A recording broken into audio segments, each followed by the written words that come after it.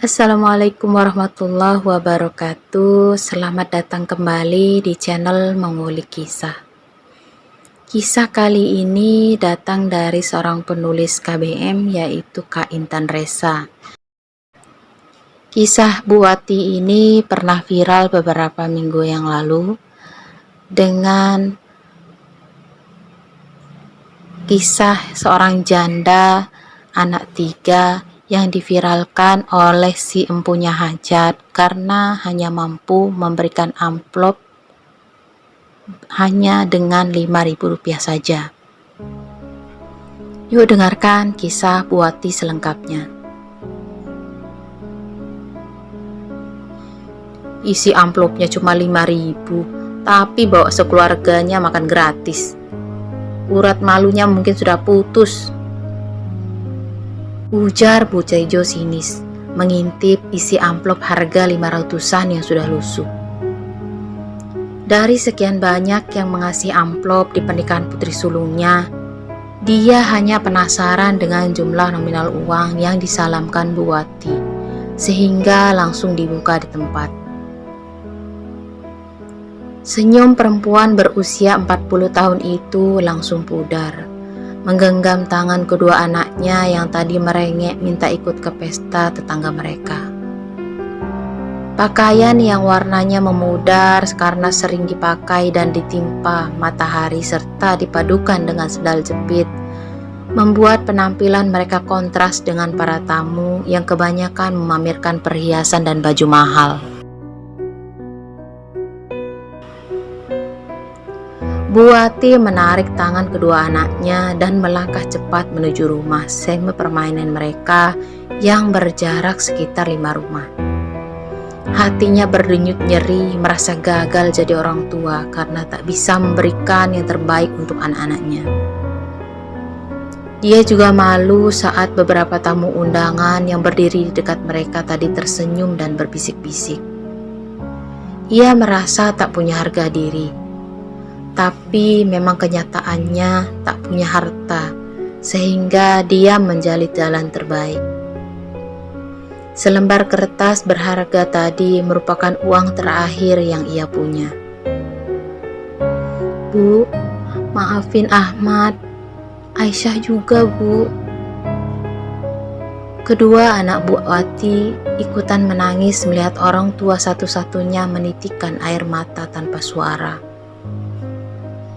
Perempuan dengan gamis merah bata yang sudah berkali-kali dijahit di bagian ketiak karena kesempitan itu mengusap sudut matanya dengan ujung jilbab. Kalian tak salah nak, ibu yang salah. Gara-gara ibu, kalian lahir dari perempuan miskin ini, lirihnya. Dinding papan yang sudah banyak dimakan rayap menjadi saksi bisu saat ibu dan anak itu menangis pilu. Dinding yang menjadi pelindung dari tatapan iba orang-orang saat mereka sering menahan lapar. Jangan pernah bilang begitu, Bu. Andai saja kami bisa dilahirkan kembali, kami akan tetap memilih ibu menjadi orang tua kami. Ibu yang terbaik. Iya kan, Dek? Tanya Zidan, putra sulung Bu Wati yang sedari tadi mengintip dari balik jendela. Dia melihat sendiri saat ibunya tadi dipermalukan. Remaja berusia 17 tahun itu bersimpuh dan memeluk ibu dan adiknya sekilas. Iya abang, kami sayang ibu, ujar Ahmad yang diangguki si bungsu Aisyah. Zidan tersenyum, melebarkan langkah, lantas merangkul ibu, juga adik-adiknya. Ahmad dan Aisyah hanya berjarak 2 tahun. Masing-masing mereka duduk di kelas 1 SMP dan 5 SD. Cukup terpaut jauh dengan Zidan yang sudah tamat SMA tahun ini. Ekonomi keluarga mereka memang terbilang kurang mampu. Tapi entah kenapa tak pernah dapat bantuan dari pemerintah daerah maupun pusat. Tak pernah Bu Wati sesedih ini. Ia selalu ceria meskipun uang di tangan tak seberapa. Namun sejak meninggalnya sang suami 2 tahun yang lalu, dia seperti kehilangan sandaran. Lelaki yang selalu menyemangatinya itu pergi meninggalkan duka mendalam. Bukan hanya soal mencari nafkah, tapi mereka kehilangan sosok panutan. Yang paling membebani hatinya yang masih rapuh, bulan ini mereka gagal panen. Sawah yang harusnya mencukupi makan mereka untuk beberapa bulan malah digerus banjir dari sungai yang meluap saat panen tinggal menghitung hari. Hatinya semakin gundah saat beberapa tetangga melakukan hajatan. Jika masih di kampung sebelah, masih bisa tidak datang. Namun, untuk acara pesta anaknya Bu Tejo dan Pak Supri, tak mungkin dia bisa mengurung diri untuk tidak datang. Teringat rengekan putra-putrinya kemarin. Awal mula dia kini seperti mempermalukan diri karena iba.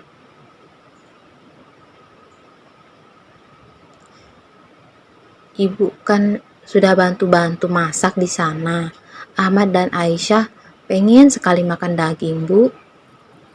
Rengek putranya yang paling mirip dengan sang ayah. Tatapannya memelas. Iya, Bu. Kami makan bumbunya saja kalau nggak boleh pakai daging. Bujuk Aisyah. Jangan, Nak. Kalian di rumah saja. Ya, kita makan pakai kuah sayur lagi. Lirih Aisyah. Sudah sering mereka hanya makan pakai sayur yang dipetik dari belakang rumah. Campurannya hanya garam tanpa apa-apa. Belum lagi nasi yang mereka makan kualitas rendah. Beras bantuan kurang mampu milik tetangga. Dijual karena terlalu lama disimpan hingga sedikit berbau. Sebenarnya lebih cocok dijadikan pakan ayam daripada konsumsi manusia. Tapi apa daya, upah sebagai buruh tani tak mencukupi untuk beli beras yang lebih baik. Terkadang, mereka makan lahap saat sang ibu membeli kepala ikan teri yang lebih murah harganya. Menggorengnya lalu dicampur dengan nasi, namun itu tidak bisa setiap hari. Melihat wajah sayu kedua anaknya, Bu Wati akhirnya berjanji akan mengajak mereka siangnya untuk makan di pesta. Bu Wati pergi ke tempat ibu-ibu memasak yang harum masakan itu sampai tercium ke rumahnya. Menyingsingkan lengan, melakukan semua pekerjaan yang ia bisa saat yang lain sibuk mengobrol di bawah pohon nangka, membahas baju yang akan mereka pakai nanti. Bu Wati ini rajin banget ya, harusnya cuma bantu-bantu saja. Ujar seorang juru masak yang sengaja disewa dari kota. Beberapa anggotanya memakai seragam khusus dan lihai memasak berbagai macam makanan yang sudah disiapkan kemarin. Gak apa-apa, Bu. Orang lain bawa bantuan, saya cuma punya tenaga. Balas Bu Wati tersenyum. Orang bikin pesta besar itu karena mampu, bukan berharap atau mengharap bantuan dari orang lain. Ibu ini memang baik.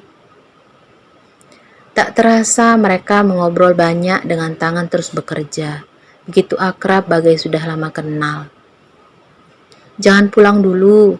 Bawa sedikit makanannya buat anak-anak Bu Wati. Ujar Bu Isma sang kepala masak. Tidak usah, Bu. Gak enak kalau dilihat orang. Balas perempuan dengan daster lusuh itu. Tinggal 2 orang saja yang duduk di pohon nangka. Lainnya sudah bubar mau ganti baju. Namun Bu Wati takut akan jadi bahan gunjingan nantinya. Kalau begitu, bawa saja anak-anaknya makan di pesta nanti. Tidak usah sungkan, Bu. Bu Tejo itu teman lama saya. Dia itu berasal dari keluarga susah saat kami sekolah. Saya yakin dia akan senang melihat tetangganya bisa ikut merasakan kebahagiaannya sekarang. Ujar Bu Isma, kalimat yang benar-benar memberi keyakinan Bu Wati. sehingga dengan mantap mengajak dua buah hatinya ikut makan rendang. Dia begitu bahagia saat melihat Ahmad dan Aisyah lahap menyantap nasi kualitas premium yang dipadukan dengan sepotong rendang ukuran paling jumbo yang pernah mereka makan.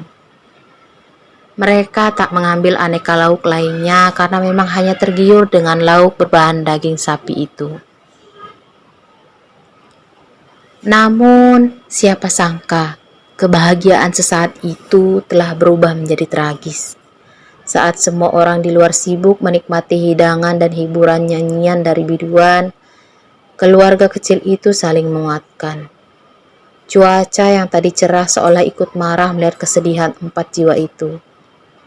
Petir di siang bolong dan cuaca bagus, suatu kejadian yang dianggap sebagian masyarakat sebagai pertanda akan ada yang menjadi janda atau duda. Musik terhenti sebentar lalu kembali berdendang dengan irama yang membuat lutut ingin bergoyang. Bu Wati mengunci pintu dan jendela, mengajak Ahmad dan Aisyah tidur. Zidan duduk di atas karpet plastik yang sudah robek di beberapa tempat, meremas ujung baju sambil menutup mata. Dia pun merasa bersalah karena belum bisa menggantikan tanggung jawab ayahnya untuk menjadi tulang punggung keluarga.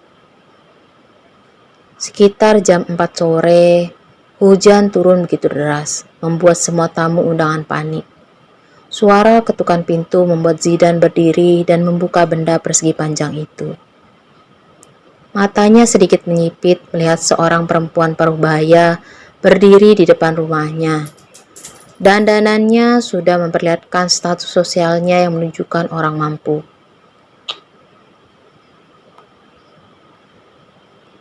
"Ini rumah Bu Wati kan?" tanyanya. Iya Bu, silakan masuk." Balas Zidan ragu, tak merasa punya kerabat orang kaya. Bu Wati yang kebetulan mau menunaikan sholat asar terkejut melihat tamu. "Bu Isma, kok bisa datang kemari, Bu?" tanyanya sungkan.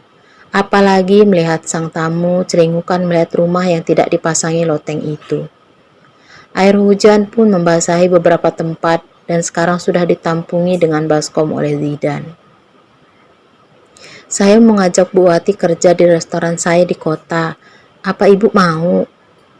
tanya Bu Isma penuh harap. Saya kira-kira diterima nggak ya tawaran dari Bu Isma ke Bu Wati? Ditunggu ya next cerita.